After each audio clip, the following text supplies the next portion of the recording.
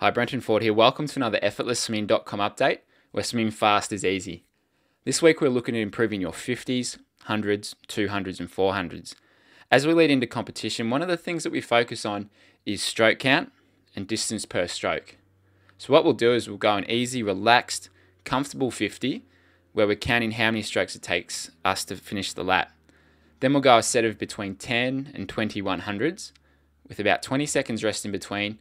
And what we're aiming to do here is to hold the exact same amount of strokes for every single lap that we do. Now that means that you'll have to go the same amount of kicks off each wall so that you can make each lap exactly the same. And what you'll find is about halfway through the set, you'll start to fatigue and it will become harder to hold the same stroke count.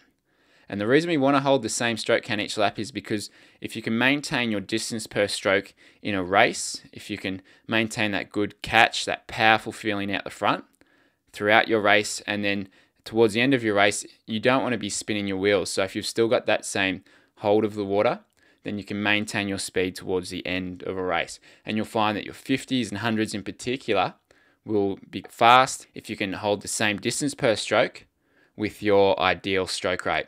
Now, I've talked about stroke rate in some of the past videos, and stroke rate is also important, and this is the other side of the equation, is your distance per stroke, and you practice holding good distance per stroke with a set like 10 to 20 100s where you're counting your strokes every single lap. One of the things to keep in mind is that everyone's stroke count will be different. It doesn't matter if the person next to you is going 30 strokes a lap and you're going 45 strokes a lap. It's individual to the swimmer. It depends on your technique, your size, your build, your strength. So don't worry about what other people are doing. Do what's good for you. Maintain the minimum amount of strokes per lap, and then you can build on that. It's important to go for the minimum amount of strokes when you're swimming relaxed, but to not break your stroke rhythm. So you don't want to try and stretch out too much where you're gliding every single stroke. Keep your normal stroke rhythm, but just swim relaxed, and then you can try and maintain that for the set. The swimmers that we do this with find that it really helps their 50s and 100s, particularly their 200s, because if you're maintaining the same distance per stroke throughout a race and you're not shortening up and spinning your wheels as you get through it and you start to fatigue, then you can start to maintain your speed throughout an entire race and you can have a good, powerful stroke, and it really improves your speed. So stroke count is really good to do. Slow, relaxed swimming. It's controlled. You're thinking about your technique. That is how you get faster for your pool competitions.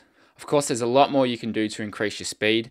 If you go to swimprove.com, which is our online coaching program, you'll find a number of things that we talk about for technique, for training, for workouts, so that you can put all the pieces together and you can be a well-rounded swimmer and you can take care of all those little 1%ers that add up to faster swimming. That's it for your Effortless Swimming update this week. I'll see you next week.